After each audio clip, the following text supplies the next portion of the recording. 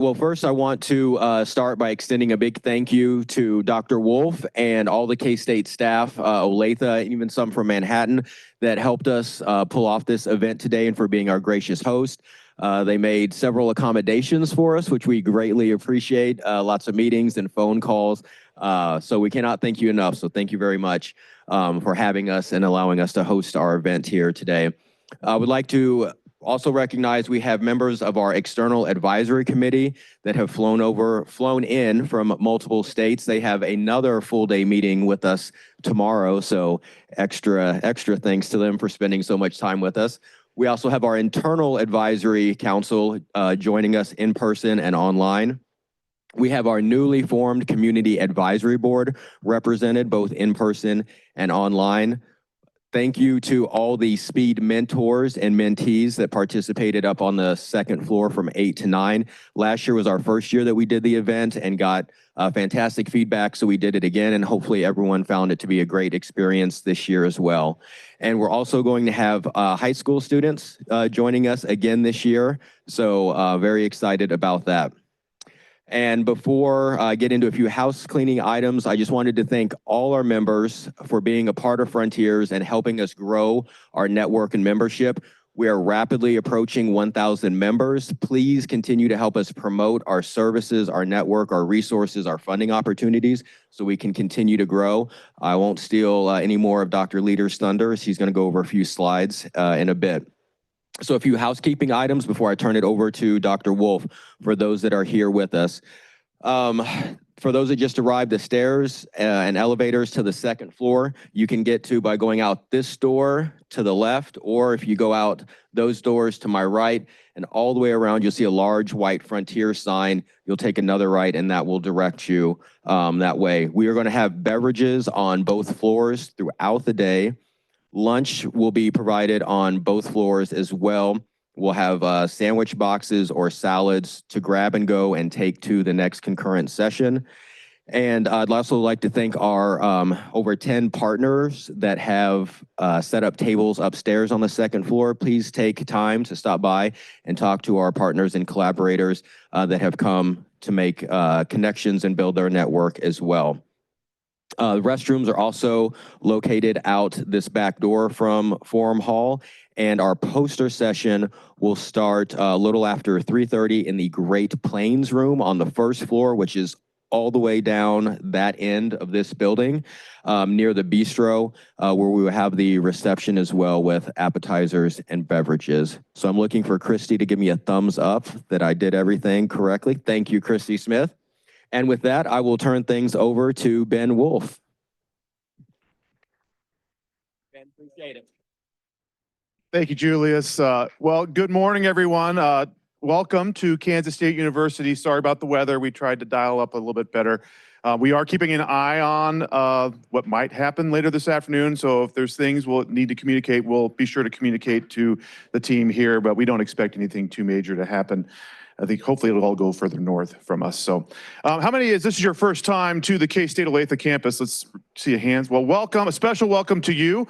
Welcome to our purple campus out here. This campus is about almost 15 years old now. It focuses mostly on applied research and education, both bachelor's and master's degrees level. And we are ecstatic to be a partner with Frontiers, and we are excited to be able to host today's research symposium. I was looking at the agenda, phenomenal day. I love the topic, focused on really translating science to community engagement. Being a land-grant university, that's our core of working with the community, but we know we can't do it ourselves. It takes a whole group of folks, and the Frontiers partnership is a wonderful partnership here. Even welcoming our friends from that other Kansas university to our campus today. So a special welcome to the Jayhawks for today, but also want to recognize all the other partnerships that we have with UMKC, Kansas City University, Children's Mercy, St. Luke's. It's great to have you and host you today. I did my job, which was just to say welcome. If you have any questions, just let me or my staff know. Enjoy the day and look forward to getting together later on this afternoon. So, Julius.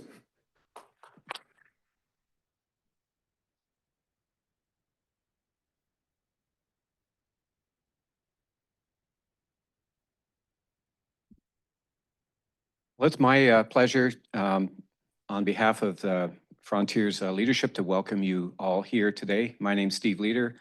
I am co-PI Frontiers with Dr. Castro. Physically, I'm located at Children's Mercy Hospital.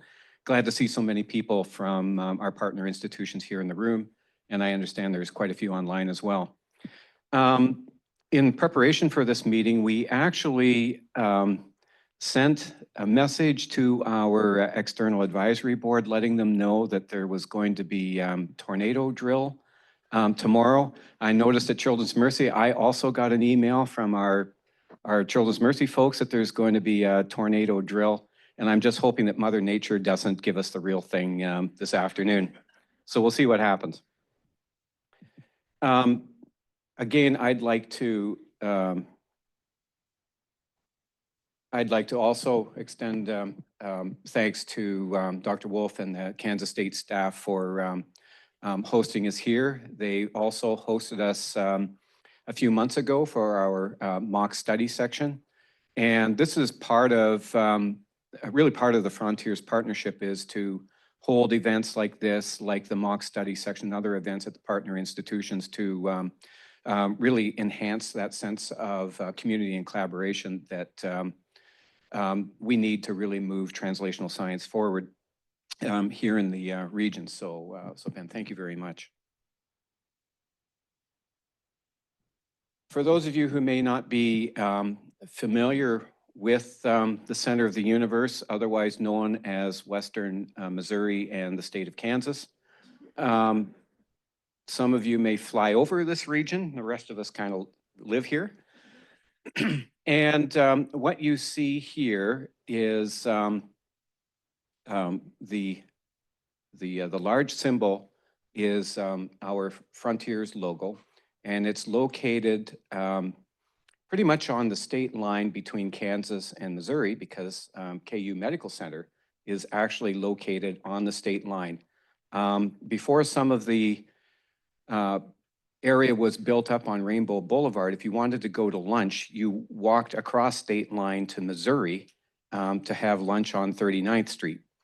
So it literally is sitting on the border of this two-state area.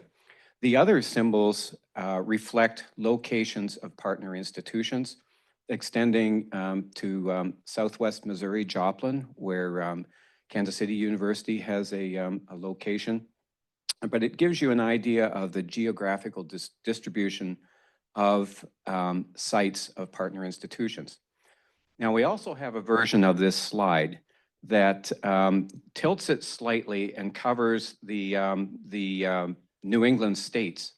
And in terms of geographical area, if we were to transfer this area to the New England states, we would cover 17 CTSA hubs. So it is a large geographical institution, and Frontiers is at the center of it.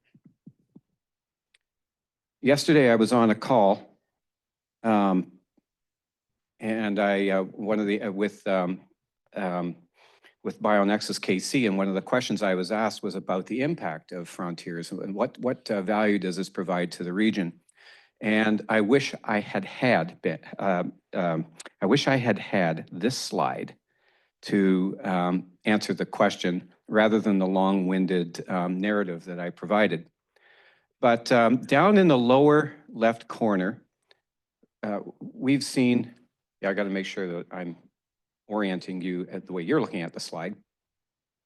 We've had a 20% increase in consultations. At the top left, the number of attendees that we have had at Frontiers sponsored or co-sponsored events is 11,000. And if you go back to 2022, there have been more than 30,000 attendees at events sponsored or co-sponsored by Frontiers. I think perhaps a better measure of, or a different measure of impact has to do with the return on investment relative to Frontiers staff time. And with respect to our pilot program, the Lauren S. Aronson pilot program provides one-year grants of up to $50,000 to help projects get launched. And we've had an $11 return on investment for every hour of Frontiers staff time that has gone into supporting those initiatives. When we look at implementation science consultations, and I have sent a few folks from Children's Mercy for these, the impact is even greater. It's $36 per hour of time. And so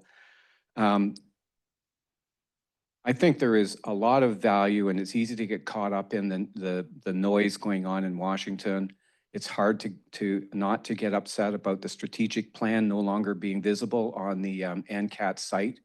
I think we all need to just focus on what we're doing, let the noise settle down, because what we're doing is making a difference. So with that, I'm going to hand it over to Dr. Castro to introduce our keynote speaker.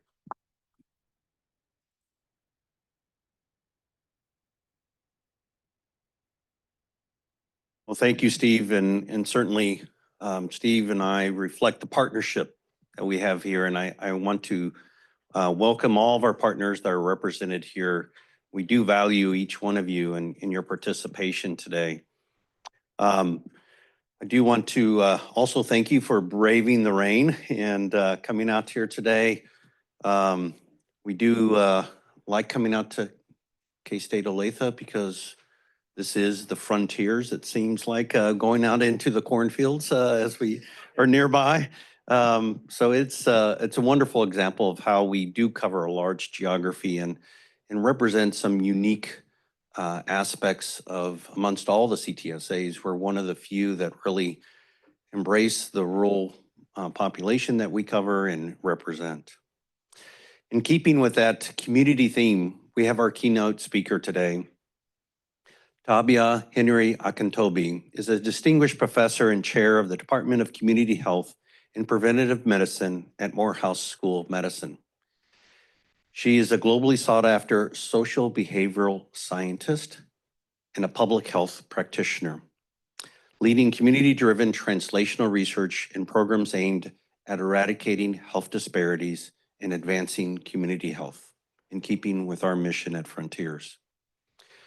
Dr. Henry Akintobi earned her doctoral degree in public health with a focus on social sciences and a master's of public health in maternal and child health from the University of South Florida, and went on and previously held a bachelor's in English from University of Miami. At Morehouse, she serves as the principal investigator for their Prevention Research Center, funded by the CDC, dedicated to advancing community-based participatory research.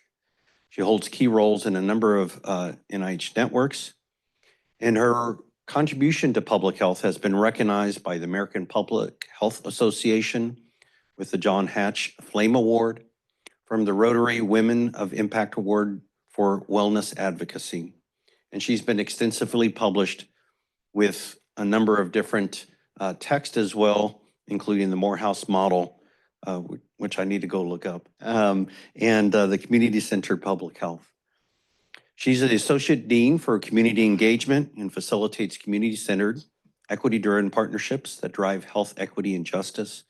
Her research interest in community-based participatory research, health disparities, and social determinants of health ensures her work has a tangible impact for and with our communities. I would like to mention for those online, please feel free to type in your questions in chats as we go along. We're going to be monitoring those for those that are online and pose those after Dr. Henry Akintobi's talk. So welcome, Dr. Henry Akintobi. She's going to be presenting on the rigors and results, advancing the art and science of community engaged research. Let's give her a welcome applause.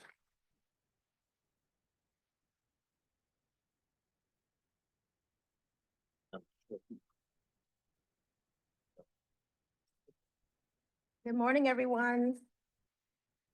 I am going to get mic'd up real quick and just let me know if you can still hear me, both online and in the room. Can you hear me? Wonderful, wonderful. So thanks so much to the leadership of your CTSA and also to all of you for showing up I heard about the rain and the snow, which I think my colleague and I may have brought today. But it's always a wonderful, refreshing opportunity when there is a theme that connects community engagement and research to ultimately make a difference. So I hope that the words that I share inspire you. For some of them, they might confirm the work that you are already doing. But for others, they might introduce you to a new way of thinking and being. Because ultimately, when we're thinking about research that matters in communities and that changes health and healthcare, community and patient engagement certainly need to be in the center and at the fore. So before I get started, I wanted to acknowledge the different types of folks that are in the room. So I think I spotted them when they came in, but I understand we have some high school students in the room as well as online. If you can please raise your hands.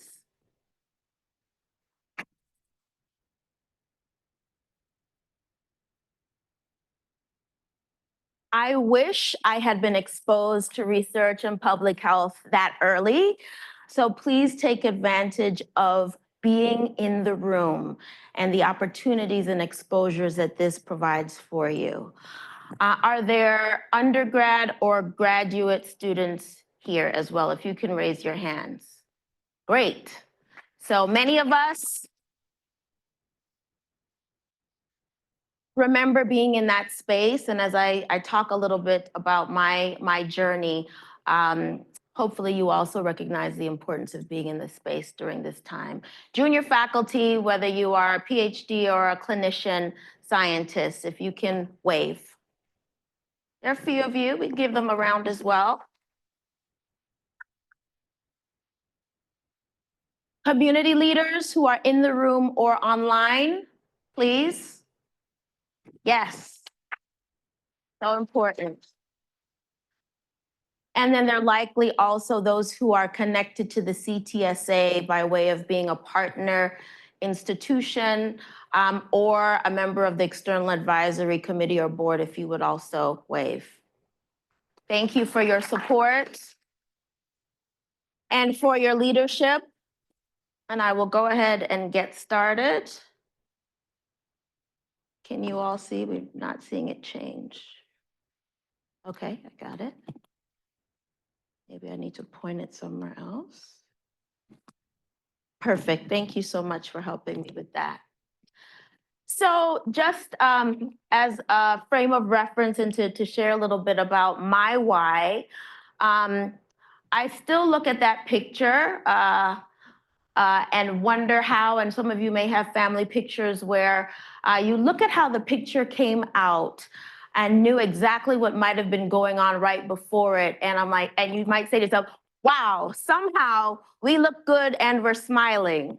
Somehow we pulled it together and knew what we needed to show there. And so that was the last picture that I took with my family before I made my trek to think about and start my graduate degree in public health after finishing from the University of Miami. This picture is important to me because it reminds me of an important milestone in my life. My family, just by way of a bit of my why and the otherness that I include there as a value in terms of my career in community engaged research, is because of my parents' immigrant story. So both of my parents are from Jamaica. And by way of opportunity, we were in Canada initially, which was where my brothers and I were born because of educational opportunity. I had no idea growing up that we were what I later became to understand of very, very low socioeconomic status because we were always giving, and our house, which I realized was a one-bedroom apartment later on, my mother reminds me, was always full of people that I thought were family. Most of them were young people who had been kicked out of their homes for various reasons. And my parents' kind of mission and passion were to support, cover, and engage those young people. And so my earliest experiences in what community meant was from a real place of seeing what giving looked like, understanding later on that we were giving from a place of not necessarily having the fiscal means, but from it being a value that was innate in us. And so for me, that is where the otherness value came from. And as I've learned much later than you high school students, which I hope will understand this, understanding what you value is important. It's not necessarily right or wrong, but you'll see it coming up in the types of things that you're interested in, potentially the careers that you choose. The reason that for me, community engaged research was important because I could see that the community that we lived in and those that I could see right from my house to there were extremely different. And I wanted to understand why.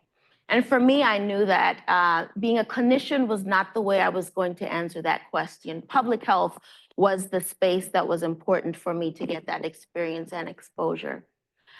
Then I realized through these experiences that transcendence or doing something that was not solely about me, but about a team, about something that was bigger than just me was also very important. So transcendence and social justice were also important. And I realized in what my parents did and exposed us to that we could not do those things alone. So we had partners, whether they were at our church or local community-based organizations, who were collaborators in the fight and in the service that we did together. We weren't a community-based organization, but we were people who cared, and collectively we actually made a great impact. So I also like to share a bit of the opportunities that were afforded to me. And so again, high school students, you are afforded an important place where you are supposed to be. So take advantage of being in these rooms to ask questions and get those exposures. So I had relationships, continue to have relationships with community and academic mentors and collaborators. So these were people in the community that taught me what not just cultural sensitivity means, which oftentimes connotes taking a training and checking off boxes to say, I have done these 3, 6, 10 things and they make me culturally sensitive. It's understanding the value of humility and that none of us have ever completely made it. With every new relationship, with every new community, with every new patient, we have something to learn and to be educated by from the community or patients. Also, lots of professional meetings like these where I had exposures to be able to understand what scholarship looked like. And I also had a constellation of mentors and sponsors, people that supported how I navigated life, which is very different from people who opened doors for me. You can see a number of them that are at the bottom of the screen. And for those who are newer to mentorship and sponsorship, or even if you are a mentor or a sponsor of someone, just let's be reminded that all of your guidance, advice, and doors that open usually happen by many different people. And they don't all have to look like you. They have to have the values that are aligned with you, and they can expose you to others that are important as well. So let's get to it. The scientific literature clearly has demonstrated that community engagement is not solely getting people in a room, having great food, and feeling warm and wonderful. All of those things are important. But the science also has indicated that there is a need to power, and I'm going to continue to focus on changing my language. And if we could get the box on the side of the screen with the Zoom folks, that will help me as well. Communities are already powered. And so language is extremely important. So even as we think about how important that language is, Frequently, we use the term empower, but communities have power. They have resources that may not be on a website, but without them, your work will never be fully trusted or validated. So the literature indicates the need for, as well as the power, empowering communities and their participation towards continued engagement. The other thing that the literature indicates, or the research literature indicates, is that when community engagement is centered in research, we inspire increased trust, understanding of why science and research matters, and also the value of community and patient leaders in that work. Again, language is so important. So as we think about the term trust, and I'll bring this up towards the end of my remarks, let us also think about the distinct definition and value of trustworthiness. And so while trust is something we want to either build or maintain with community and patient groups who have a justified hesitancy in engaging in science, trustworthiness are those values and those behaviors that inspire people to trust us. And so when I was in graduate school, probably one of the most important classes that I took with the professor that most intimidated me that first semester was on social exchange. He was talking about social exchange theory. And that theory says that in any relationship, whether it is a personal relationship or a professional relationship, people stay in it, or organizations stay in it, because the other party has identified the things that I value and has made it their business and their priority to feed those things that matter to me. Feeding those things are the pursuit of trustworthiness. It is only that relationship building and that value that will serve as a barrier or a facilitator to trust with community and patient groups. So think about it as something that applies across the personal and professional spectrum, but as organizations, as researchers, as those who are trying to develop trust, trustworthiness is an important mission. And I'll share with you some of the principles of trustworthiness that actually were published just a bit ago for you to think about in your own work. Next slide, please.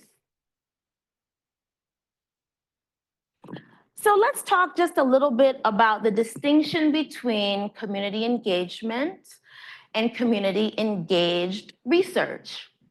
Frequently, the term community engagement comes up, and we use it very loosely, but the distinctions and the relationships between community engagement and trustworthiness frequently are not unpacked, and we use them sometimes in the wrong context.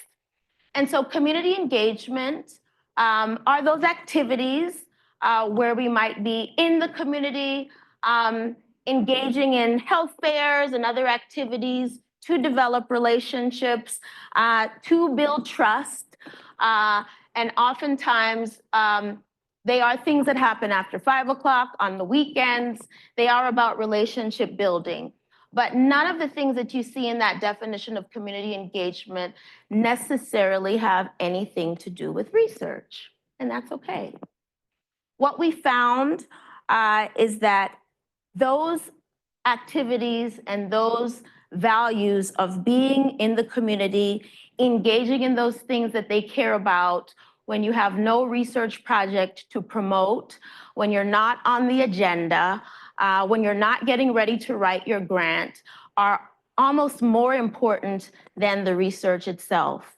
And so I challenge you or remind you that those community engagement activities are almost more important than the community engaged research, because they are those trustworthiness behaviors that will set the stage for community or patient groups to think about potentially being involved in your research.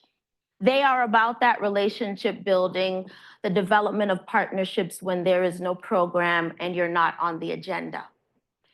The distinction is community engaged research, where you can see a collaborative, approach to research that actively engages the community in the research process.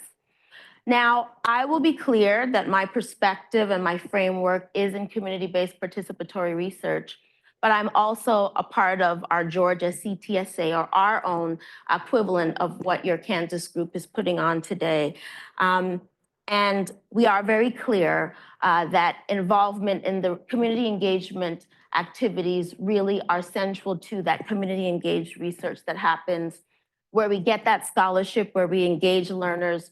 Those things are critical. So community engagement is not community engaged research, but one is not successful without the other. And so it's important for you to invest in learning who knows who has those community engaged relationships, and embedding them in your work, in showing up where they are, so that they understand that relationship is at the fore before the research. Next slide, please. So here is a bit of the space where I lead and serve through the Prevention Research Center network. It's funded by the Centers for Disease Control and Prevention, and you can see what our vision and our goal is. And through the Prevention Research Center, we applied in part for our CTSA and got funded. We lead the Community Engaged program, but really it is the foundation upon which I'll share a few ideas and concepts that you might think about embedding within your CTSA or your own work as a researcher. And you can see that our intention here is to develop solutions that can be applied broadly in communities of practice. So our goal is to advance the art and science of community-centered research that fosters scholarships. So we get lots of CDC and NIH grants. We publish a lot and do all of the things that might matter in the academy. But without it mattering in the community, without us having strong relationships with policy experts, without having community opportunities to share how they feel about us as an academic institution, and our score is not always high, we are not valuable. And so, again, these values related to research, but also community trust and perception are very important to us. Next slide, please. So here you can see our mission, which is risk reduction and early detection in African American and other communities, because we know and our communities have continued to emphasize the importance of intersectionality. It is not just about what someone looks like, but it's about where they're from. It's about those identities that you will not see when you first interact with them, that really help to inspire innovation in the types of research questions that are asked, but also the opportunity to capitalize on their wisdom in developing research that matters and makes impact. Next slide. So here are some things for you to think about incorporating. It could be some things you consider in terms of your future state, but also there's some great reads here that you might think about. And so for us, we were very thoughtful about not having a community advisory board for our research center. And this is after going to neighborhood planning units that were established in Atlanta in the 1970s to address civic community governance, to develop structures that were for the community, by the community, and that did not have anything to do with an academic institution. We worked with them because they were already leading, and we said, we want to do something in research that has a community-centered approach. And they told us exactly what it should not look like. They said, first, we will not be an advisory board because the word advice connotes that you can take it or you can leave it.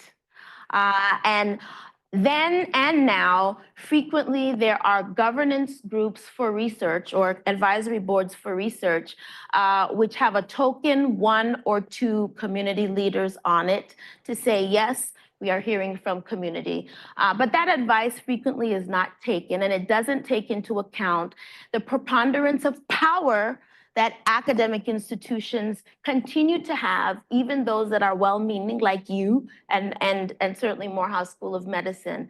So our governance approach requires that in our org chart, we flip the script and have at the top of it our community coalition board.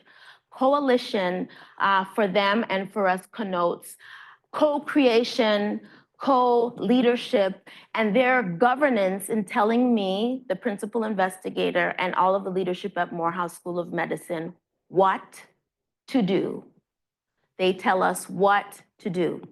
And so LaShawn Hoffman, who's the chair of that board, is in the back of the room, and he'll be co-leading a workshop with me to talk a little more about that. But in a nutshell, telling us what to do means we have bylaws that say that of the 25 seats on this board, only 3 of them can be held by those in the academy. So we're in the minority. We can't have a leadership seat on this board. If there is a meeting and I'm thinking about applying for a grant, and we're always trying to apply for grants, if the grant is due in 2 weeks and we have not met to clear the value of this grant to them, then we cannot apply. And there's many other things in those bylaws.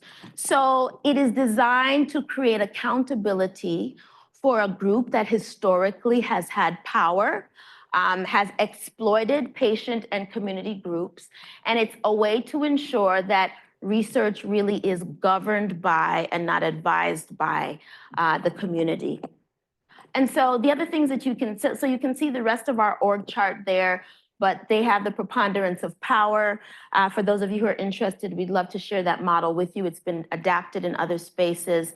And it's a great way to demonstrate to the community that their position, their priceless time is actually moving the agenda, and not just for recruitment and retention of people in a study.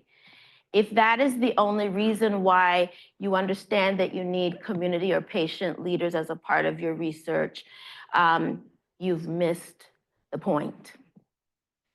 When you've intentionally engaged them, those are some of the byproducts that you'll get, but there are also some other things, many other things that will be the product of that value. There are a couple of resources on this slide that are free. The red book at the bottom, the Principles of Community Engagement Primer, was developed by NIH and CDC, but many of the co-authors of that book across the nation were invited because of their leadership, service, and innovation in that work. There are actually a couple of chapters that we wrote. And then in the green one with the little girl, that just came out in January, and we'll make sure to share that with you. Also, it was a little over 10 years after we worked to do that. The most globally downloaded chapter in that book is on evaluating community engaged research. Imagine that. You can actually develop metrics that matter. And so it was the most globally downloaded chapter. And they invited Morehouse with many other community leaders and others nationally to co-author that chapter. It is free. There was one of the leaders who acknowledged the times that we are in. So the red book is still available and free online.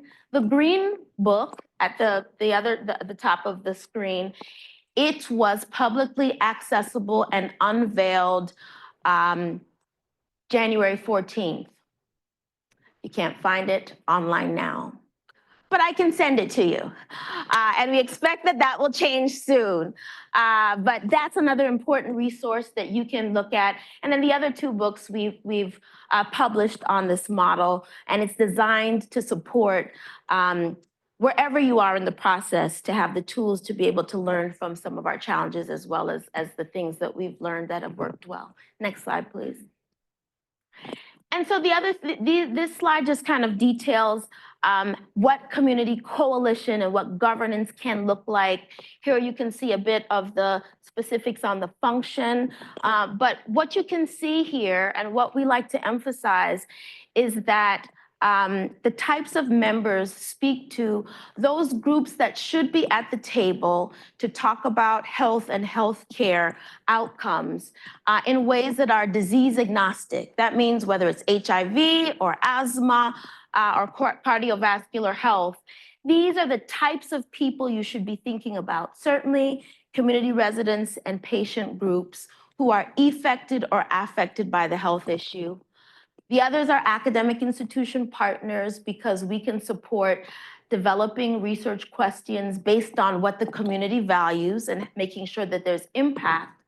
And there also need to be agencies, that's under the composition as well, whether they are health departments, social service agencies, community-based organizations, who are all at the table equitably, not just talking about the research, but the things that community leaders want to see now. And so we have to have some now responses through agencies and other groups that can help to support education, connection to resources, clinical care now, not 3 and 5 years after the research is getting off of the ground, right? And so consider disease agnostic stakeholders that care about the community's health in whatever ways that they show up. And we write about it. So you're gonna see some articles that demonstrate how we've told the story together. And specifically, some of these papers include how the model has been adapted across the state of Georgia. And the co-authors of those papers are community residents or leaders. And so to me, that's the part of that missing link. It's not just getting a research project from concept to evaluating it and say, we're done, but the funding ends. How do we create a living legacy where everyone who has contributed to the story put something out that can be adapted or used by others? So for us, community campus dissemination or telling the story is important, and that's one example up there. Next slide, please. This is our CTSA Community Steering Board. And the papers that you see there are the ways that we have scaled that model in other spaces. The Community Coalition Board was very local. Then we got the Georgia CTSA Award, where we were now playing with Emory University, University of Georgia, a land-grant institution, as well as Georgia Tech. And so there were definitely growing pains for us as we engage new partners in understanding the importance of not just having community advice, but a community governance structure. Very uncomfortable for those that were not Morehouse sitting at the table to say, really, this is what sharing looks like? I, as the PI, cannot be in the lead. I can't apply for a grant without getting the buy-in as well as the yes from a community or patient leader. Those were some growing pains for us. So just kind of think about acknowledging that the way you might be doing things now, no matter how well-meaning, community governance is more than a notion. And for those of us who are in the academy, it means relinquishing control. But as I'll share with you in my final words, the outcomes and the benefits have been absolutely worth it. So these are some other ways we've written about it. And most recently, we wrote about it with other community partners as well. Next slide. So for us, we've expanded also to know that not everyone is doing CBPR, but even in community engaged or community engaged translational research, it's always good to have some anchoring national principles or models for your research or for your approach that could continue to help your group remember its why. And also it helps when you're publishing or writing for grants to be able to talk about the framework or the principles that you have adapted. So in this slide, you can see the principles of community-based participatory research, which are nationally recognized. And of course, you can't see or read them all there. But one of the things that was important for us to do locally was to say, okay, we know we're doing CBPR, but let's put our fingerprint on the way we want those principles to show up in our partnership. What do we agree with? Which ones might be priorities for us or not, and how might we want to adjust the language to reflect what we value locally. So a couple of these CBPR principles that are on your right, we translated them with the community leaders that allowed us to collaborate, continue to allow us to engage them. We had to change some of the realities of those national principles to fit us. So one that you can see, which is the third from the top, nationally, the CBPR principle says that CBPR recognizes that the community as a unit of identity. Locally, our community coalition board said, we want to change that. The community has a right to self-determination, meaning it can say no to the academy. And if research is to matter, really matter, we need to clearly and explicitly indicate our right to say yes or no, and our research partners have to be okay with that. One that didn't change is that CBPR involves a long-term commitment by all partners. That one did not change because it's something that they thought represented what we value. And you can see some of the other ones that are included there. Another one that was important to them that we still talk about now, and you can see through podcasts and some of the publications, are dissemination for them was important. Whether it was in mass communication, in scholarly publications, or in all of the other new ways with social media, et cetera. There's frequently this misperception that community leaders are not interested in publishing, they're not interested in writing grants. That's oftentimes as the Academy, that is our assumption because we've not engaged them or asked them. And in all the ways that we've chosen to do that with them, they are now MPIs of CDC and NIH grants.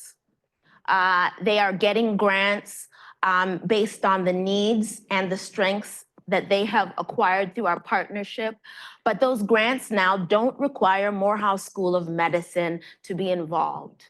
So when we think about metrics that matter, it is about fostering their power and also their independence that don't require the academic institution. So think about those metrics that are important to you. And those are just some of our own examples. And I know I'm running short on time. Next slide, please. These are just some of the other ways that governance shows up. And you can see some of the bands of text on each of these slides, where this gives you some other ideas about how relationship happens, whether it's a focus on communication, evaluation.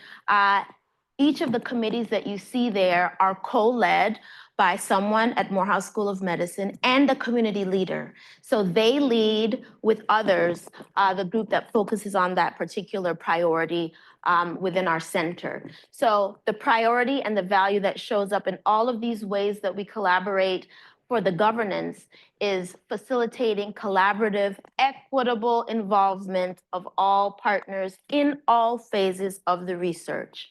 Next slide, please.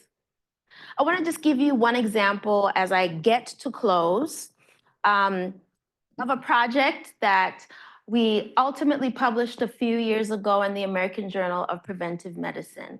It was a very local project through the Prevention Research Center that was focused on addressing increased rates of colorectal cancer among Black older adults in Metro Atlanta. We know that issue is everywhere, but particularly in Atlanta and Georgia, where we are usually hot for all of the wrong reasons.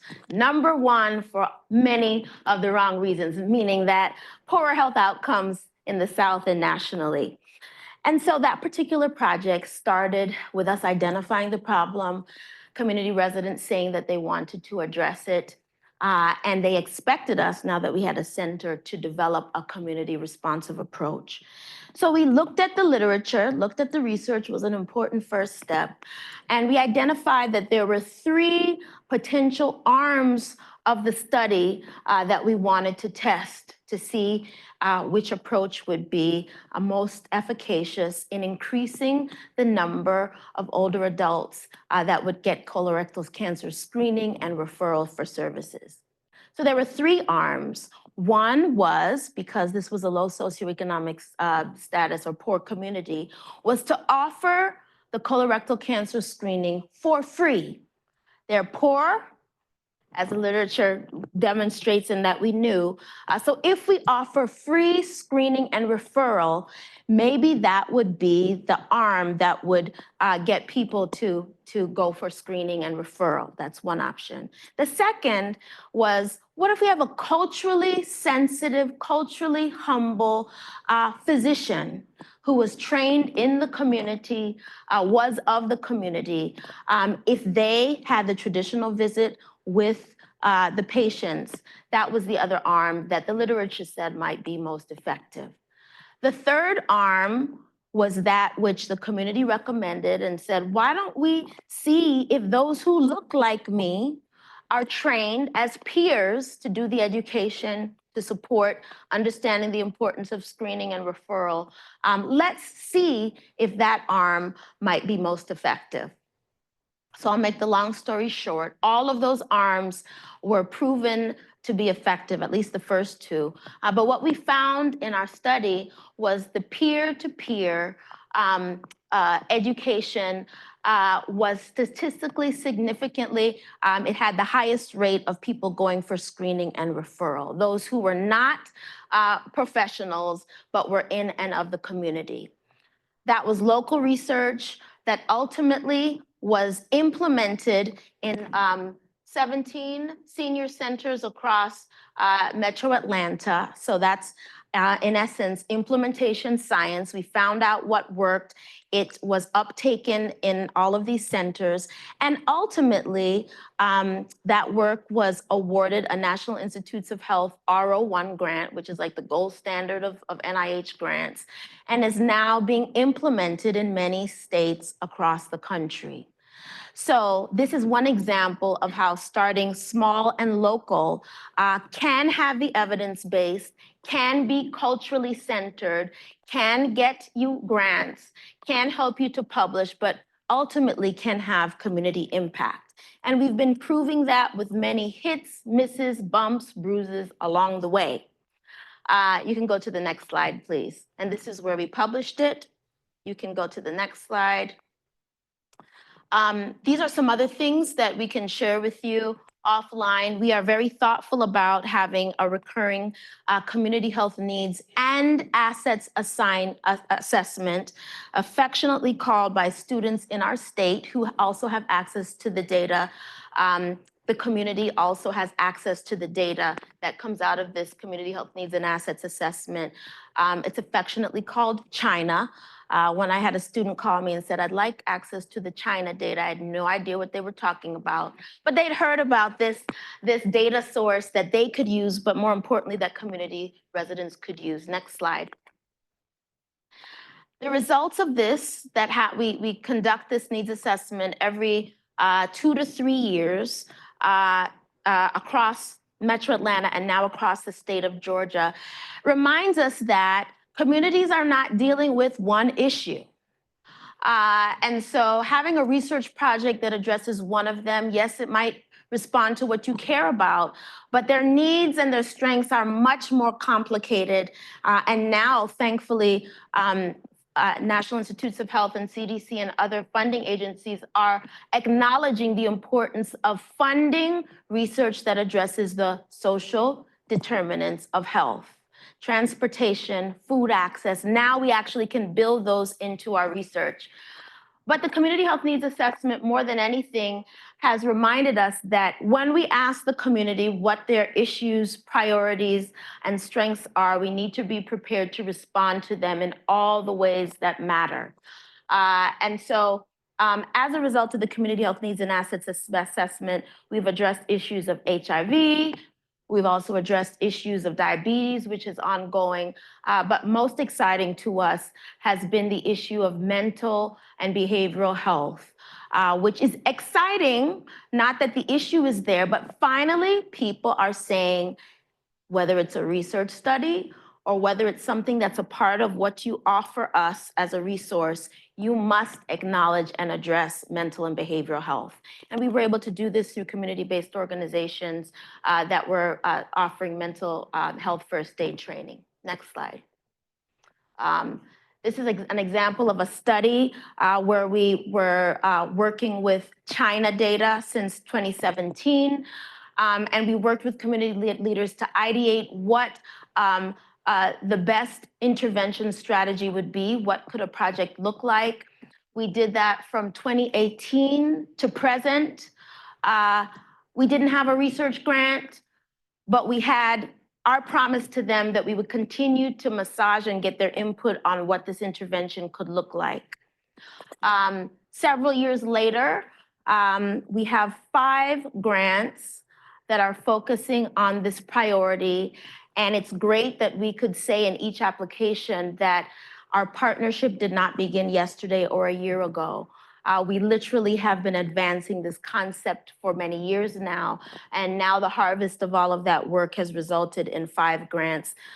One funded by CDC. LaShawn is the equally standing MPI with an academic leader in our institution and many others. So the scholarly output is real, but our trustworthiness across the way has made it real and valuable for our partners. Next slide, and I'm almost done.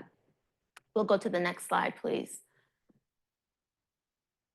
Thank you. Some other examples of what we have done, what we've learned, and the training that we offer to make sure that we're also building the institutional will. So our academic institutions also need to be supportive of this way of thinking. They also need to value community engaged research in tenure and promotion. This is for another show. We can get into it later, but that also does help. So I'm going to move us towards the end of my talk. You can go forward until I stop you. So go back. That one is important. Go back one more. Go back. There it is. Begin with the end in mind. Community partnerships are not built overnight. So you must invest in them like any other relationship. A partnership does not depend on a single grant. And ideally, the partnership should be in play when there is no grant. It is about relationships that respond to community needs, but also acknowledges their strengths in ways that poise you together to be successful. And it might be through a research project, but ultimately it should be addressing healthcare, community well-being in ways that matter, not just for you in the academy, but for the community as well. Keep going. We're going to get to the end, and I'm going to stop with a few reflections. That slide, go back, includes there it is, our community leaders as well as our community investigators that are officially on record with the NIH as being the leads for those projects. So you can go all the way to the end. I'll stop you one more time. Principles of community engagement that you can find in the Red Book. Keep going. I'll stop right here. Go back one slide. The American Association of Medical Colleges recently released the Principles of Trustworthiness. We were involved in helping to develop those. And so the Principles of Community Engagement involves a 10th principle of trustworthiness. But the truth is, in real time, what exactly does that mean? How is that value actually implemented in practice? And so some of you took a picture of the slide. You can pull it up through the American Association of Medical Colleges website. And there's a lot of resources for you unpacking this. But I'm going to read a few of them as I close. The principles of trustworthiness. The first principle, the community is already educated. That's frequently why it doesn't trust you. Words matter. Be mindful of how you frame your relationship. It is not your job to teach to the gaps you assume that the community has. Mistrust is a rational response to actual injustice. So the hesitancy is justified. And for those of us who are in academic institutions, for you students who are learning what we do, we have work to do. And you learning earlier the importance of that humility is important. Number 2, you are not the only experts. People closest to injustice are also those closest to the solutions to that injustice. That it's probably not you or your organization, and even if it is, there is a power imbalance. Listen to people in your community. Number 3, without action, your organizational pledge is only performance. Walk the walk, please. Deploy resources, meaning money, to community-based organizations.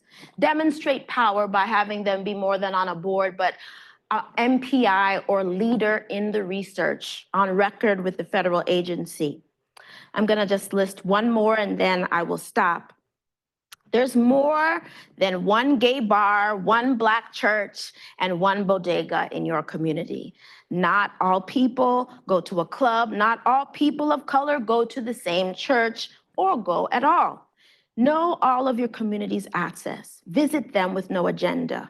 Meet the leaders, break bread, and share a meal, not at your table, but at theirs. I could say a whole lot more, but LaShawn and I are here for a workshop where we'll dig in further. I hope this inspires you, reminds you, validates the work that you're doing, and I look forward to collaboration on all the great work that we will do to advance community health. Thank you.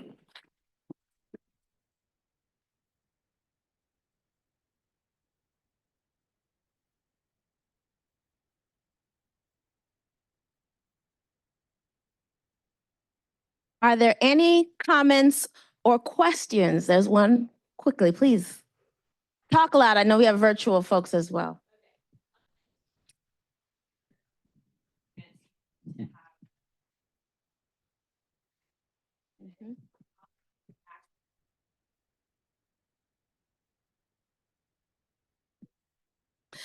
Thank you. So the question is, how is community buy-in forecasted? So in essence, how do we present the funding opportunity as one that might be valuable or that might matter to them? So we actually have research criteria and evaluation priorities that have been explicitly developed in collaboration with the board. So beyond the community health needs and assets assessment, those documents generally tell us the things that might be aligned with their priorities. And so that's some of the other homework that we've done, and those have been ratified over time. So those kind of help in guiding us. But sometimes even with that, we will present an idea or concept, and the answer may still be no. And we have to be okay with that because there might be another priority that's important to them. But those documents are something that we certainly can talk more with you about. Developing those ways, those things that you have in common from the beginning can help to make it easier in identifying funding and other programs that they would be aligned with, because you've already talked about those things that they care about, and they're documented and ratified over time. We have a question online. How many members are on the CCB and what are their tenure? That's a good one. So there are 25 seats. And today, I think, LaShawn, we have the highest number of 24, which is huge. The tenure, we're actually working through the bylaws to adjust those because there have been people who've been on there for a long time. They still get benefit from it and we still have their benefit. But over the last couple of years, we've worked on adjusting that as well. But more importantly, we have newer types of members, like specifically those representing young adults, meaning those who are 18 to 25, who are getting a master's degree, but also those 18 to 25 that are not a part of any academic program because their innovation and their connections are different, right? So we've gotten fresh voices as well to help to refresh us. We're looking at tenure because there are a lot of people who've been there from the beginning because they're still offering value and getting benefit. Two questions, and then we'll shift to our next session. Thank you, Tabia, for a wonderful presentation. One thing's, having done community engaged research before and participatory research, is giving back the information to them. So so often we go do our work, publish it in a journal they never see. What are effective ways to give back that information? Thank you for that comment. They really do expect us, and we have the Community Coalition Board meetings, which are one forum. We also now have integrated a community engagement day for the past 10 years that happens annually at Morehouse School of Medicine. That's also a place where we share the results of what we're doing. We have a twice a year newsletter where we intentionally include the progress on our projects as well, which is important. But one thing I will say is, the notion of sharing the information back is certainly important, but I think that people expect more now than just sharing the data back to them. It's very important, right? But that's expected. The other things that they expect now are shared resources and power. So how are they in those publications, because without them, the story wouldn't be told? How are they looking at our grants and seeing that more of the money is actually going to organizations without which we will not be able to implement the project, and other ways? So that's really important, but the challenge to us is that the expectation is higher now. So I think for us, those are the things we need to shore up, the ways we share information, but the ways that power and equity show up in more meaningful ways, because giving information still in essence is one way, right? Yeah. And it's more pressure on us, but the expectation is great. We have one last question from the chat. The question is, when did the CCB start? The CCB started in 1998. And I was reminded, and this is actually before I was at Morehouse School of Medicine, our first PRC grant began in 1999. So the 1998 start is a reminder of the intentional, value of the leadership at Morehouse with those local community leaders to get their input, understand what they didn't trust, et cetera, before we got the grant. So that relationship began before the first grant started. I appreciate that question because now it's reminding me of the intention and the value of starting before the start. Yeah. Please join me in thanking Dr. Henry Akintobi for a great speech.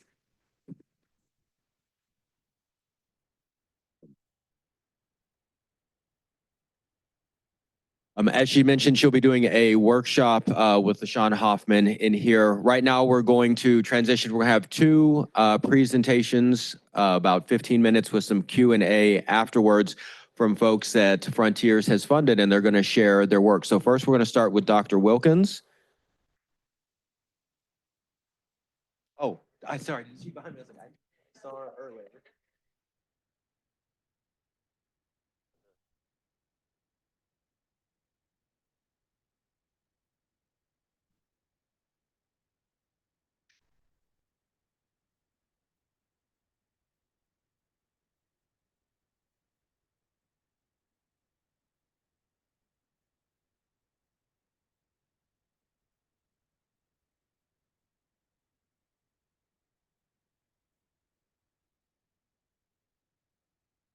Oh, hi, everyone. Thank you for your time. Thank you for being here. And I want to especially thank Frontiers for their support in this pilot project that we had a few years ago. In addition to thanking all of the research staff that helped with it, and of course the research participants, because that's really important. Again, especially after our keynote speaker, which was amazing. Thank you. Lots to think about, so I appreciate that. So today, next slide, we're going to talk about biomarker development for Alzheimer's disease. So current biomarkers in Alzheimer's disease are really centered around what we call an ATN framework. ATN stands for amyloid, tau, and neurodegeneration. Typically, these can be measured many different ways. The gold standard right now really is with neuroimaging. So you're talking about MRI or PET scans, which are very costly and are not applicable or accessible to everyone. Not everyone can get an MRI, not everyone can get a PET scan. We do have tracers that can measure amyloid in the brain. There are tracers that can measure tau in the brain as well, although the field hasn't completely accepted those yet, and those images are present here. We can also measure some of these markers in cerebral spinal fluid. But again, no one really wants to go get a spinal tap. It's not fun. And it's not always accessible to everyone because it does take specialized care to be able to have someone perform a spinal tap. But we can measure cerebral spinal fluid levels of amyloid beta and tau and some of these neurodegeneration markers I'll talk about a little bit more. What's really interesting though is that in CSF, amyloid beta levels are actually lower in someone who has Alzheimer's disease than higher. And so those ranges can get a little bit confounding. We can also measure metabolism in the brain using PET scans. So that's what's shown over here. It's called fluorodeoxyglucose PET scans. And so those measure glucose uptake in the brain. And that's another early change that occurs, and it's a measure of neurodegeneration. Next slide, please. So as I've talked about, we have neuroimaging and we have cerebral spinal fluid biomarkers. We also have some plasma biomarkers. Now, these are not really used in the clinic. They're used in research. These plasma biomarkers do measure amyloid and tau and neurodegeneration, but they do not perform very well. Since completing this study, there is a newer marker called p-tau217, which has been really exciting in the field. It performs really well in plasma. And it is FDA approved at this point, and it does reflect really well the amount of plaques in the brain, amyloid plaques. So that's new. However, those changes are not, within that biomarker are not necessarily dynamic. And so one of the things we've really wanted to focus on is being able to develop a biomarker that's a little bit more dynamic and will help us with our current ongoing clinical studies, which really do target things like lifestyle, diet, and energy metabolism. So why mitochondria? Well, that is really the goal of a lot of these ongoing clinical studies, is to be able to boost mitochondrial function, energy metabolism within Alzheimer's disease. We know that there are early changes in mitochondrial function and metabolism are observed pretty early on, sometimes decades before onset, similar to what we see with amyloid plaques.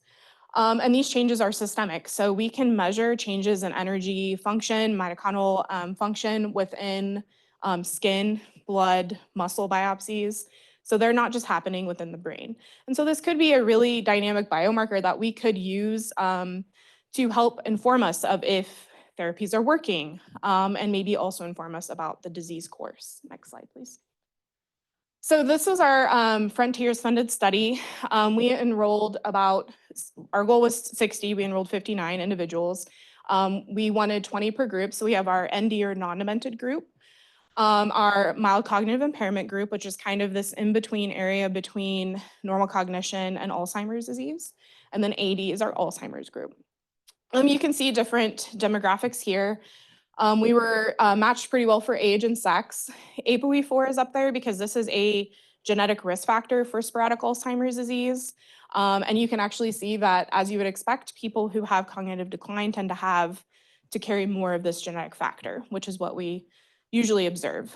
In the general population, about 10 to 15% carry ApoE4 alleles, but in populations with cognitive decline, that goes up to 60 to 70%. CDR and MMSE, those are cognitive tests. So the CDR, actually, the higher the number, the worse off it is. And the MMSE, the lower the number, the worse it is. So you can see that that declines. And of course, with this study, we were only at 6%. You are underrepresented minority in this, but excitingly, on my last slide, I will talk to you about how we've done much better in our follow-up study, which do better always. That's what our goal is. So next slide. Always trying to improve. So what is the biomarker we're looking at? So right now we've named it the mitochondrial health index, but there are a lot of those on the market. So we're actually playing around with some other names that we could leverage because we don't want people to be confused. But this biomarker leverages lymphocytes or white blood cells within the blood. So it's just requires a blood draw. And we use fluorescent markers that look at different facets of mitochondrial function, including mitochondrial mass, so the amount of mitochondria a cell might have, apoptosis, which is another term for cell death, so cells that might be dying, mitochondrial membrane potential, which tells us about the electrical activity of the mitochondria, as well as what's called mitochondrial superoxide, which is a reactive oxygen species, something that we see happen a lot in Alzheimer's disease. We also counterstain the cells for the nuclei, so that gives us a total cell count. We use flow cytometry, which is a fairly accessible piece of equipment that most laboratories will have to measure the fluorescence intensity. And then we have an algorithm which creates kind of this score, and the higher the better. And so what we see in our groups, in our non-demented group versus our mild cognitive impairment, there was no difference, which I'll have looked at further and we'll tell you why we think that is. But in our group who had Alzheimer's disease, there was a significant difference between the non-demented and the Alzheimer's disease subjects. So we are able to see a decline in individuals who have Alzheimer's disease. Next slide, please. We also looked at ApoE4. This is regardless of diagnosis. And so we do see that people who carry an ApoE4 allele have reduced mitochondrial function with this biomarker as well. And we weren't powered enough to look at, diagnosis in this study, but we are doing further studies to be able to look at, if it's worse with diagnosis and ApoE genotype. Next slide, please. So we also looked at medications. Overall, I'll say we did not see any differences with our mitochondrial biomarker with what we call AD therapeutics. Now, this was before the anti-amyloid therapies hit the market, and that's something we're wanting to look at here in the near future. I did star a couple of areas because those are memetine and donezepil, and those are the commonly used Alzheimer's drugs. And so you can see those who do not have dementia are not on those medications. Those with mild cognitive impairment and Alzheimer's disease are on those medications as expected. But we did not see an association of those particular medications with changes in our biomarker. And the reason we looked at that is actually some of these drugs have been shown in prior studies to affect mitochondrial function, but we did not see that here. So next slide. So next we started to compare it to the plasma, as I said, ATN biomarkers. So those are those amyloid, tau, and neurodegeneration biomarkers. So when we look at, in the same people, plasma, what we call p-tau 181, so this is the tau biomarker, we do see that it's increased in the mild cognitive impairment and AD group. Gliofibrillary acidic protein, or GFAP, is another marker of neurodegeneration. We only see that was increased in the Alzheimer's disease group. And then neurofilament light, or NFL, is another measure of neurodegeneration, and we do see that increase in the AD group, but not in the mild cognitive impairment group. We did not see any differences in plasma amyloid beta, which is actually pretty well established in the field. It's not a great marker. Plasma amyloid beta is not a great marker. Next slide, please. So we performed what's called ROC analysis, or receiver operator analysis, so that we could look at sensitivity and specificity. So this one, just for sake of time, is just looking at non-demented versus Alzheimer's disease. And we want the area under the curve to be as close to 1 as possible. And so what we see with just our mitochondrial health index alone, we're hitting about 0.8, which is okay, but it's not great. We want to improve on that. But you can see it does perform better than amyloid beta, the gliofibrillary acidic protein, and p-tau as well. I didn't include NFL on here, but it performs better than that too. So then we use machine learning to see if we could combine these biomarkers to increase that sensitivity and specificity. And we were able to do that a little bit with the M-ATN is what we're calling it, to up to 0.85. Our goal would be to be 0.9 and higher. So we continue to try to improve this with further biomarker development. Next slide, please. Now I'm going to just talk about the mild cognitive impairment group a little bit. What's really interesting is because time has passed since this study, so we went back and looked, and we follow these people longitudinally. So we went back and looked at their MMSE score, which is the mini mental state exam. Your score will become lower as cognitive decline happens. And so we grouped people based on those who had a stable cognitive trajectory versus those who declined. What's really interesting about mild cognitive impairment is sometimes someone can come to the clinic, have a cognitive complaint, and it could be caused by something else, maybe a urinary tract infection or polypharmacy, too many medications, things like that, a vitamin B12 deficiency. And so we will have people go from mild cognitive impairment back to non-demented. And then there are some people that will go from mild cognitive impairment into AD. And so when we looked at that, we did see that those who had a lower mitochondrial health index did tend to group into that group that was did have a declined mini mental state exam a couple years later. And so we're starting to now look at could this reflect maybe someone who might not go back to normal cognition, but someone who may further develop cognitive impairment. Next slide, please. Okay, so taking a step back, when we develop biomarkers, it's not just about do we see group differences, it's also about best practices. Those practices include what anticoagulant do you use in the tube when the blood is drawn? How long do you have until the blood has to be processed before you start to see the signal decline? And are there differences, sex differences? What about fed versus fasting? I mean, you go to the lab to get your cholesterol checked, they don't want you to have eaten anything, right?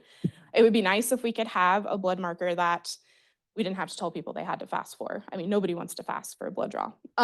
So we enrolled 10 young individuals, so under the age of 35, and had them come in for multiple study visits and just drew blood. And so you can see that we tested out different anticoagulants here with ACD, EDTA, and heparin. We saw no difference, so that was really nice. We didn't see sex differences, although we may not be powered for that. And so this is something we need to look at further. The fasting versus fed was really interesting, not significant, but close. So again, we might be underpowered here. And so this is something we want to follow up on. It's just good to know. So right now we just collect information on whether they're fasted or fed so that we have that information. And then we did note that we ideally need to process the blood for this biomarker before the 30-hour mark, because you can see the hours are on the bottom and you can see how it declines over time, which we would expect. I mean, as blood is not in your body, not circulating, you know, you're gonna have a change in mitochondrial function. So next slide, please. Now our next question that we always get asked is, great, so you're measuring this in the blood, what does that mean for the brain?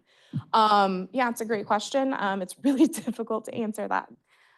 So what we've started doing, and we have an ongoing study right now, is comparing our mitochondrial biomarker with fluorodeoxyglucose PET scans, which measures, again, glucose metabolism in the brain. And so what we're seeing here in a small amount of people is that there is a pretty strong correlation between the mitochondrial biomarker and how much glucose the brain is taking up in the hippocampus specifically, which is the memory center of the brain. It's the part of the brain that generally has a lot of neurodegeneration and Alzheimer's disease.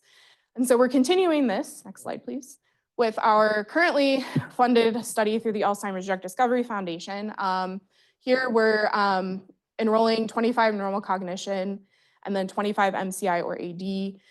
We're actually going to measure 3 different candidate mitochondrial biomarkers here. The one I just talked about, another one that looks at mitochondrial DNA copy number using some genomics-based approaches, and then another one that looks at what's called mitochondrial respiration. So that's how much oxygen the mitochondria consume under different parameters, and it tells us quite a bit about their function.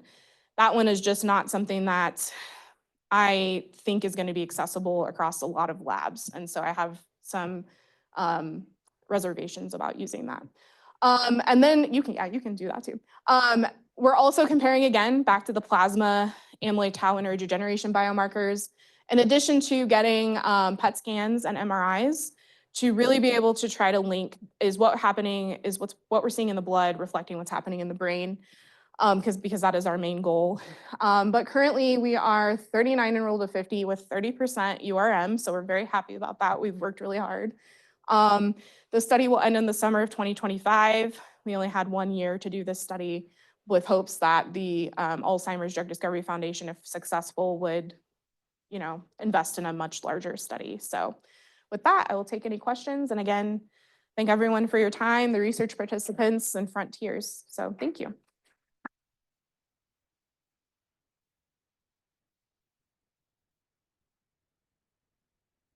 I think I see one over here. Yeah.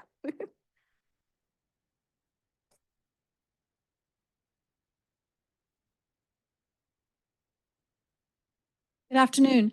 Do you know if you can use the mitochondrial blood-based screening tool or indices for rodent models of Alzheimer's disease? So We have, yeah, actually. So you don't get a lot of blood from rodents, but we have done it in rodent models, and we do see differences. We're trying, as we have, you know, animals at different ages, to kind of track to see when it changes, but that's a great question. So we've also done it in what are called induced pluripotent stem cell models between non-demented and AD, and we do see differences there as well. So yeah, thank you, great question. There's a question over here.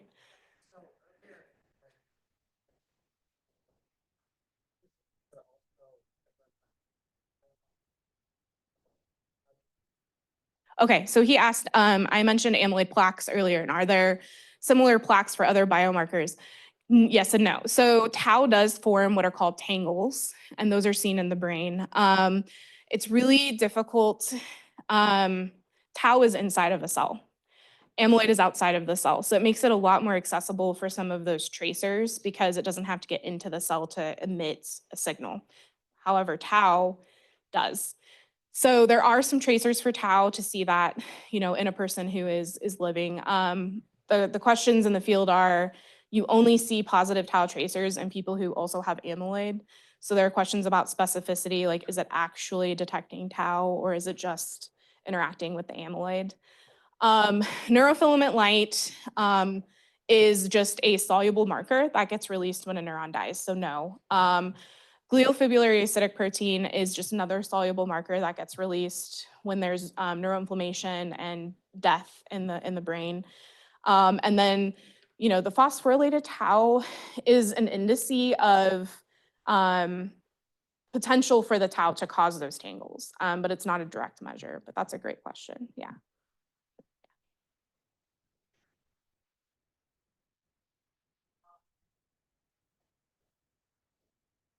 Right.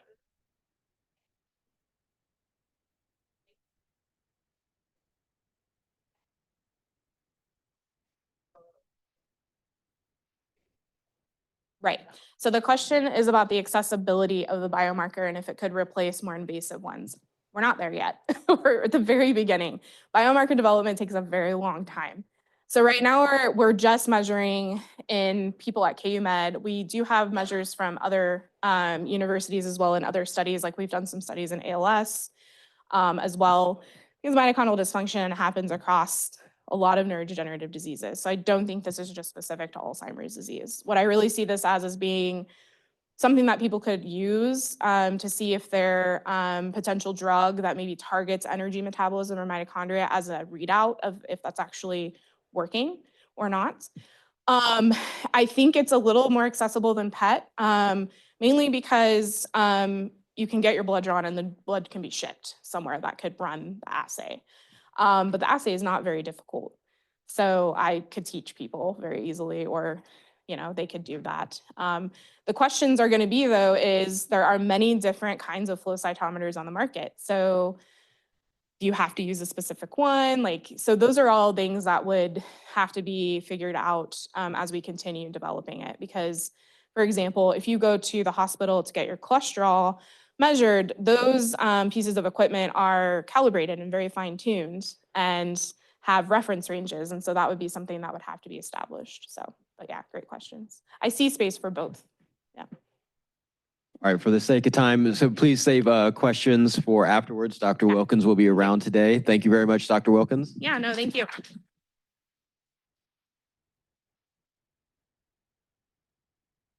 All right. You need service for this?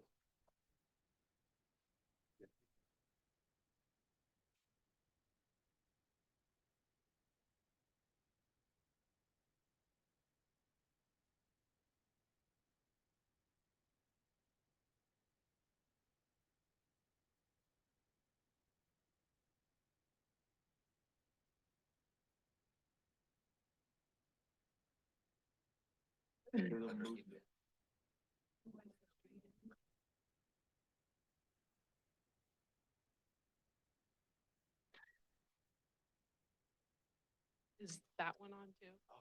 Or I didn't know if you both.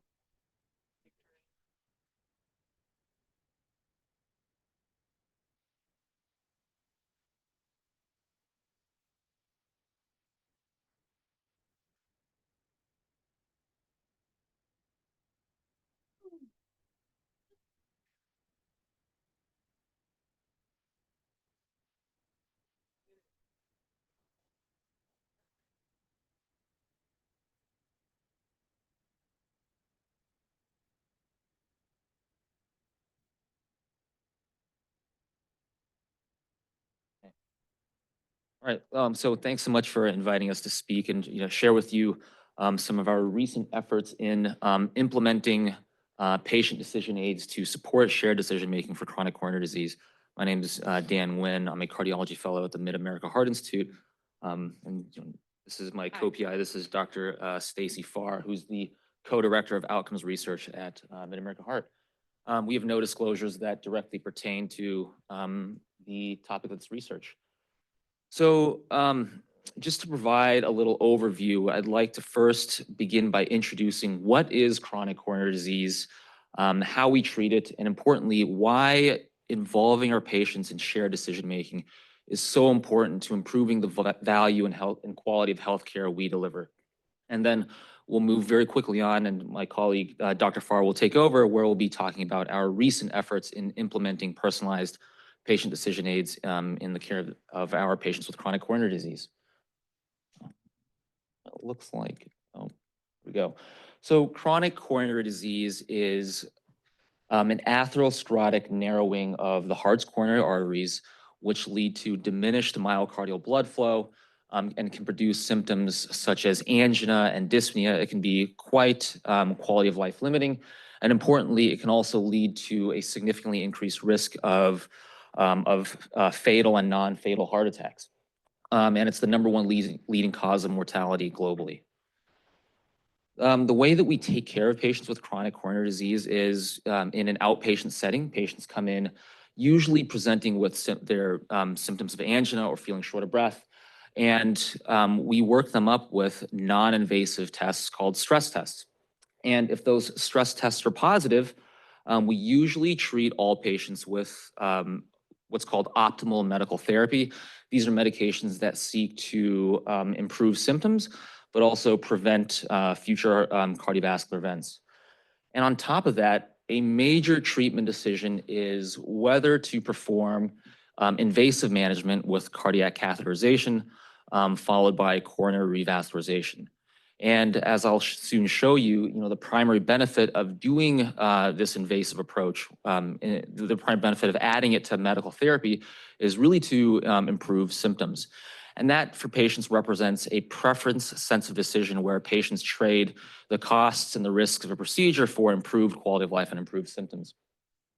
And treating chronic coronary disease carries a significant global and economic burden. Over $17 billion are spent doing stress testing, and collectively we spend around, the US spends $11 billion annually doing PCI for percutaneous revascularization, and $12 billion doing revascularization surgically with coronary artery bypass grafting. So how do we, decide which patients benefit the most from revascularization? And importantly, how do we make sure that we're using these therapies appropriately? Because, our colleagues at the Mid-America Heart Institute recently showed that only 50% of PCIs are appropriate by appropriate use criteria. And so I'd like to introduce this trial called the ischemia trial, which the Mid-America Heart Institute was instrumental in designing. It was a 5,000 participant study that included numerous countries. It was an international study, and it sought to compare optimal medical therapy versus the addition of invasive management with revascularization.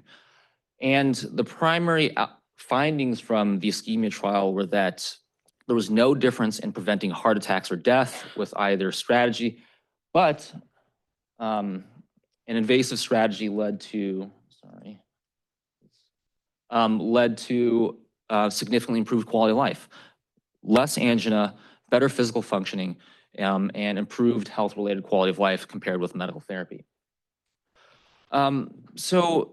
Given the decision that clinicians must face when deciding whether to do revascularization for our patients, and putting patients at the forefront of these medical decisions, a number of professional societies, specifically the American Heart Association, has emphasized the importance of shared decision-making when doing revascularization for patients with chronic coronary disease. So what is shared decision-making? Shared decision-making is a mutual process between clinicians and patients. It's a meeting between two experts.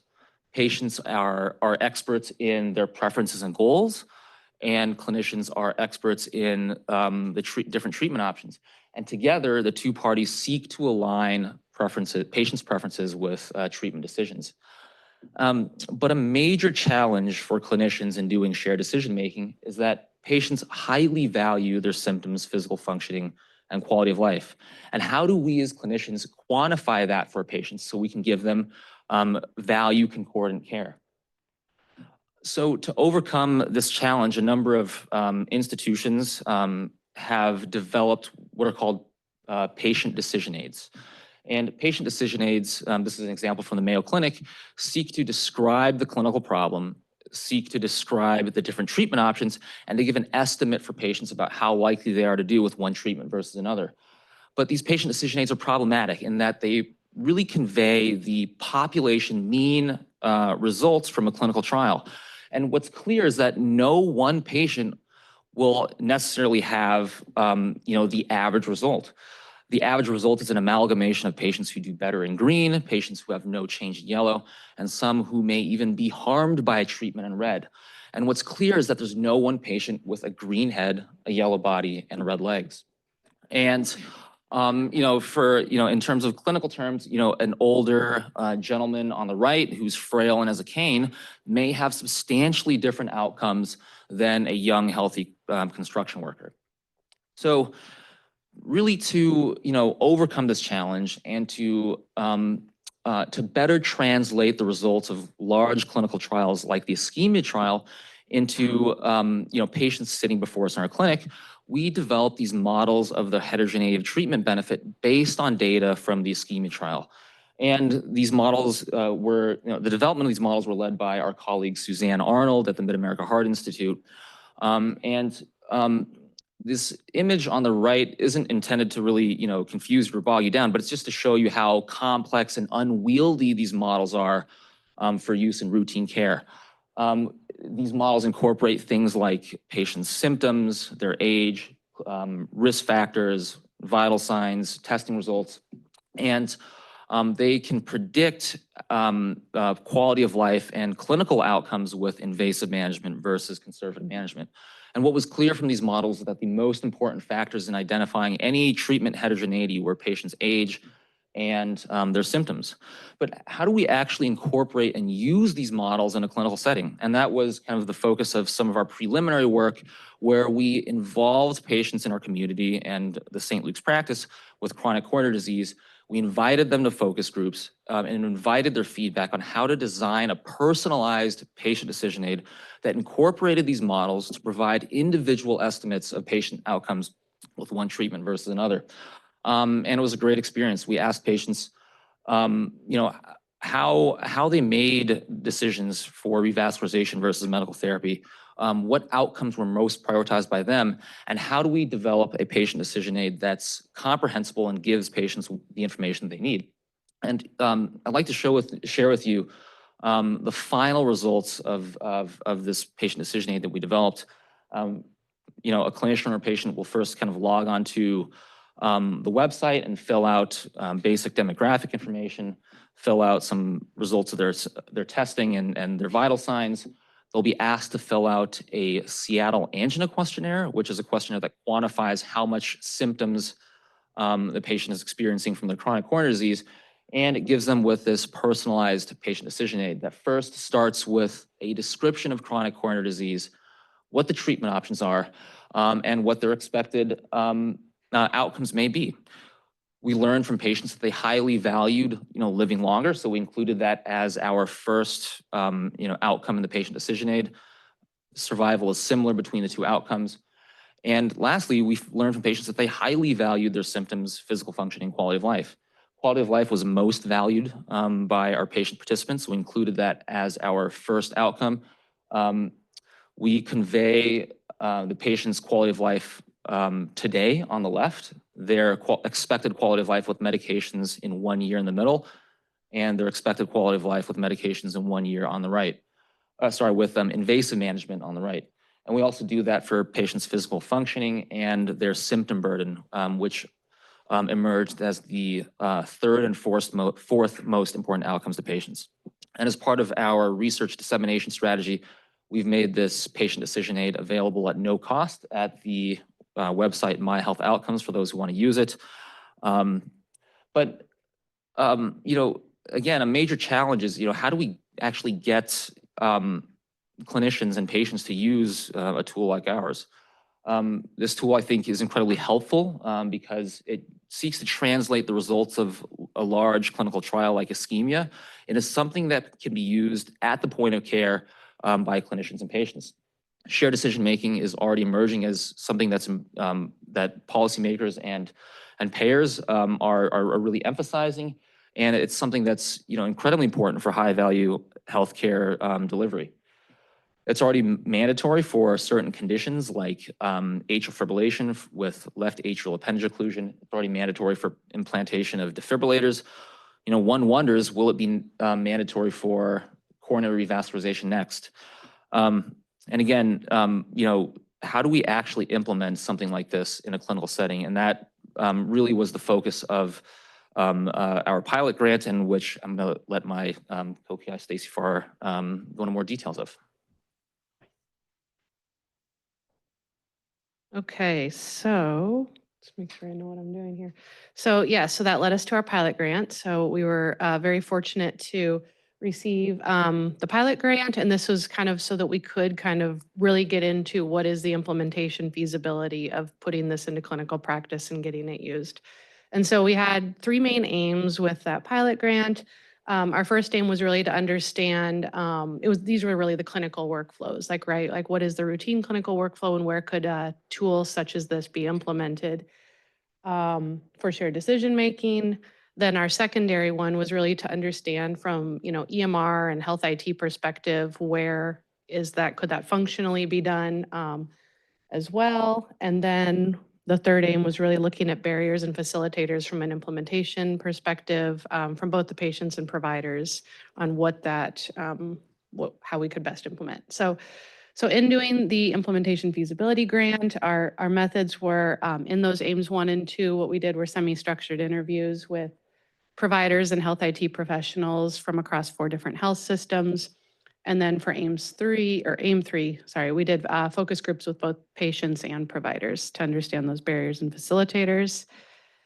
And getting into, where does it pick up? Okay, and then getting into the results. So the study population, the total included 19 providers that were interviewed across 4 different health systems in Kansas City. We thought it was really great and important that we could actually get, different health systems to really understand the nuances across different clinical settings.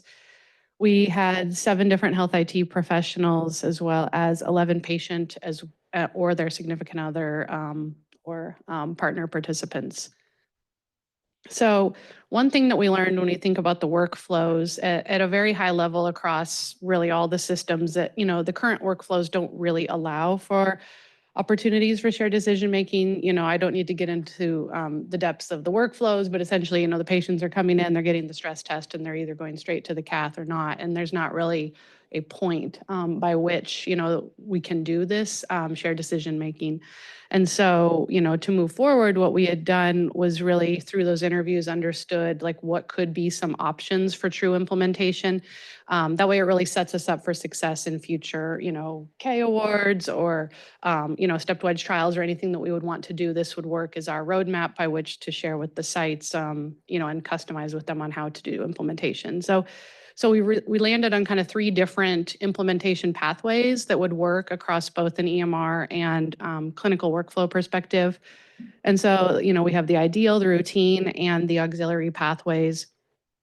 The first is the ideal pathway. And again, I won't, we don't have to dig deep into this. If you really want to, we're happy to later. But, in the ideal pathway, what this really has is prior or post stress testing, there's actually a dedicated in-person shared decision-making visit that would occur prior to the actual treatment so that the patients could discuss and use the PDAs then. This did occur actually in one of our health systems. And, so the pro, obviously, there is a dedicated appointment that allows for that shared decision-making. The cons are that obviously that runs into different clinic availability and scheduling issues that may not be an option at certain health systems. And then the second pathway that we identified was the routine pathway. And so this one kind of leverages more of that current existing workflow, but offers a number of different opportunities by which the personalized patient decision aid could be completed prior to the stress testing. And then the pros with that are that, we're not really changing any clinical structure here. We're just embedding something into what's already there. And, the cons are really that we just obviously are either going to need physician help or ancillary staff support to, get this completed and in. And also that means that if we did this workflow, we would be discussing that shared decision-making prior to to even having that confirmed diagnosis. So it's more, if this happens, here's, where you'll be landing with. So it's more preparing them prior to the treatment decision. In the auxiliary pathway, that was our third pathway. This one is more, you think about it then from the stress test onward, where, when the patient does come for that stress testing, they fill out the PDA in the waiting room and then get the results appended to their stress test results. The pros with this is, again, we're not changing anything about the actual clinical workflows. We're obviously changing by appending, but we're not changing clinical workflows, and the providers don't have to be involved in that PDA creation. But, the cons are you still need the ancillary support staff, and then because of it being appended to the report, this probably would be a phone call, shared decision-making.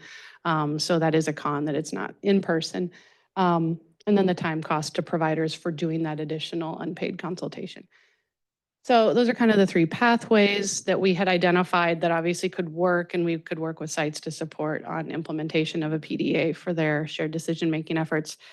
And then to get into our AIM 3, this is where we were assessing both the patient and provider barriers and facilitators to implementation. And so those of you who are familiar, in the implementation science world, I see some smiles from people I know in that, but we use the TICD, which is a determinants, assessment. So the tailored implementation for chronic diseases was our framework. We used that to develop the interview guides that informed our focus groups. And I'm just showing a snapshot of, one part of it, just so you can see for reference. And but then what we found in the provider results is we kind of bucketed these into the TICD domains, but we found, really what's more, I think, important are the qualitative categories on the right. So, kind of within the patient factors. And again, this is from the provider's perspective. So from the provider's perspective, we had some issues surrounding knowledge and literacy, as well as a patient's bias toward intervention. In terms of the provider factors, there were things about the length and quality of the relationship, the knowledge and skills they had for shared decision-making, as well as individual practice preferences. Then in terms of institutional factors, there was, the clinic structure and management, the institution's own buy-in in terms of shared decision-making, how they perceived that and valued it, local culture, and then also institutional value-based, penetration versus fee-for-service, where are they operating, and then also kind of in that same vein at more of a system level, across policy, CMS, larger payers, what's the ecosystem of value-based purchasing that would promote and incentivize shared decision-making. And then finally, we had the guideline factors. So we had the three buckets. We had, that this was patient-centered. This is using risk models specific to each patient and evidence-based from a large international clinical trial. And secondly, we had that this was a great, facilitation tool to support shared decision-making, as well as that the utility was obviously dependent upon the workflow. So that's why the workflows were so important to us in our results as well.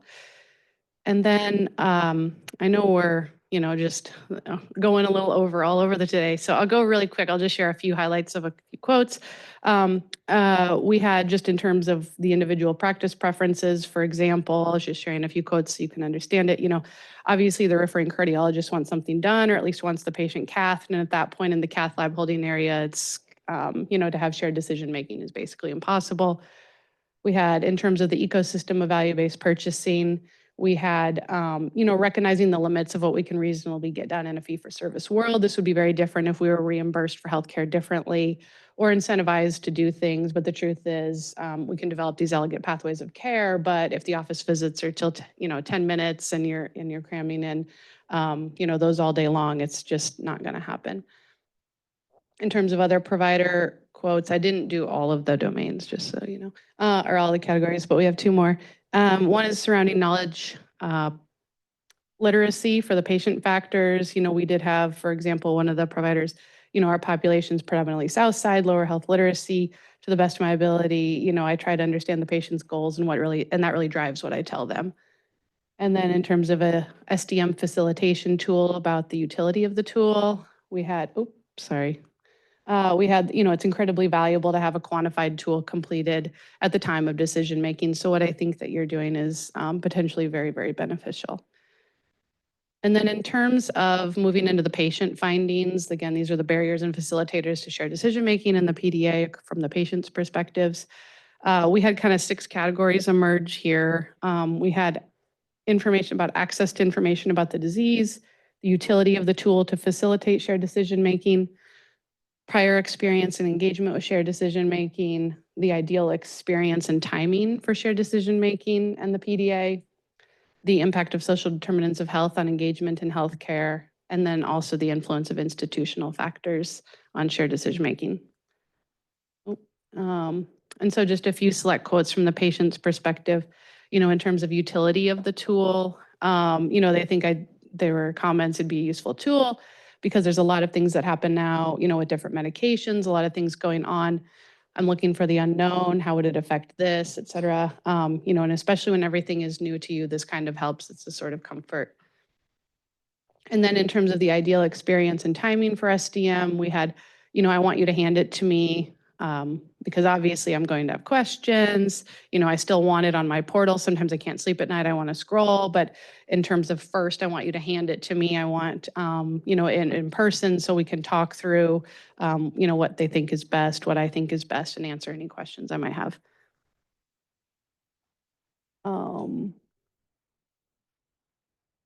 Sorry, it says provider results. Let's just say patient results.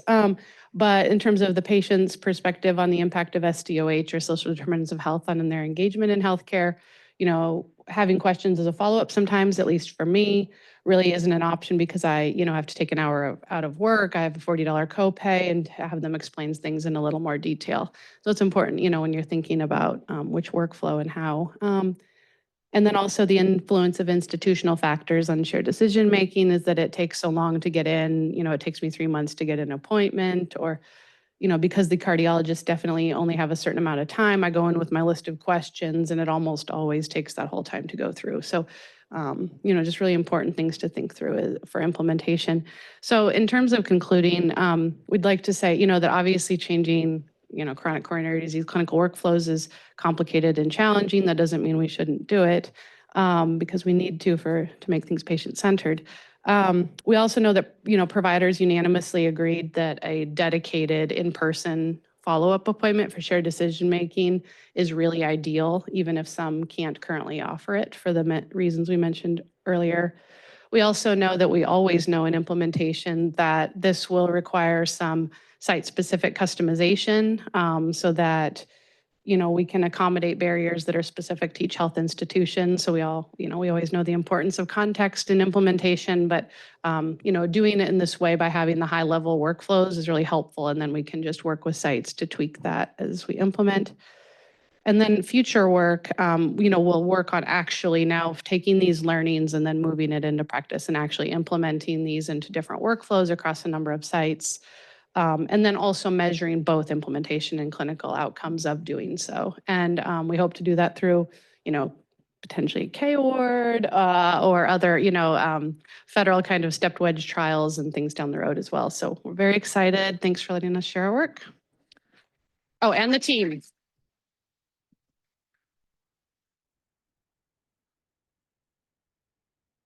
Any questions?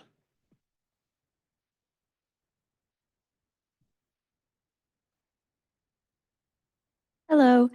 Have you looked at the possibility of doing those follow-up consultations in like a telehealth model instead of in person, or if that would be more valuable for the patient population?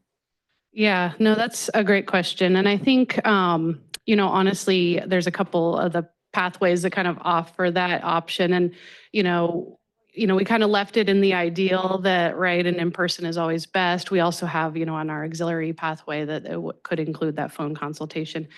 So absolutely. And we think that, any way, right, is better than no way. So if we can have, if it's the nurse, if it's the, the MD or, DO physician or whoever it may be that's actually doing those phone consultations, that would work as well. So I think it's more, we want to say, what's the gold standard, and then obviously work within the parameters of reality.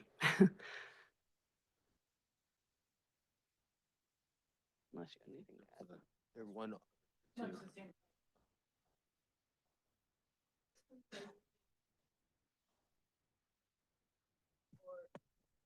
To inform their patients. And it's not ideal. The face-to-face, as you mentioned, is obviously ideal, but an alternative might be, a video that explains it to them as a provider might explain it to them, but Yeah. discontinuous. Yeah, Not yeah, live. no, that's a really excellent, I think, option, like to implement in lieu of replace over to modify on the ideal pathway to support, sites and be a more, good use of resources.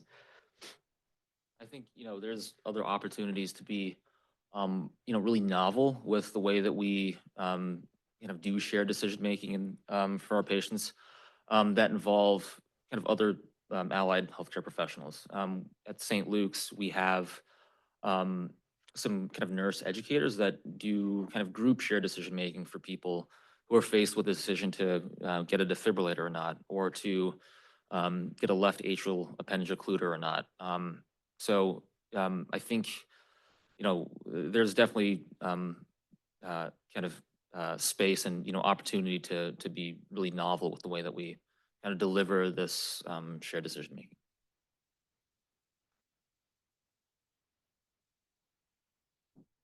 I was wondering, how do you incorporate economics into this, or the cost of that care? Because putting a stent, you're involving several $1,000s more, maybe higher copays for the patient. And do you incorporate that currently in your SDM model? And I also think about, we're very privileged here in the US, but when you think about globally applying this in lower resource countries, to me, sometimes the options are not the same. We have a lot of thoughts. We don't have a cost explicitly, in the model or in our tool or anything at this point, because it was really, at this point, the tool's more about the patient risk factors and their kind of health outcomes. But we have, seen and worked with other kind of decision tools that do incorporate that more explicitly. I think, especially based on the findings that we've had of patient, even the providers' perspectives on patients having this bias toward intervention, like they don't want to hear, well, I can just take my meds, like that doesn't seem sufficient. So I think, including that as something that could be a part of the conversation between the patients and providers is really important, especially because as we, shared in the background slides, the tremendous economic cost of, doing the number of these that we're doing annually that are unnecessary, so I think, and this tool can reduce that, and have a major financial, benefit. So I think it's good suggestion. And then I already forgot the second part of what you were asking. Lower resource countries, yeah, for sure. And I think, these findings are definitely specific to the US, especially given a lot of the context around value-based purchasing and even just the culture of, the paternalism or not, or how much autonomy, patient voice has here. I think that if this were to be done in other countries, we would definitely have to, go back to kind of this stage and really understand so that we could implement in the right, context. All right, well, thank you to all our presenters this morning. There aren't any questions online for those here. If you see any of the presenters in the hallway, please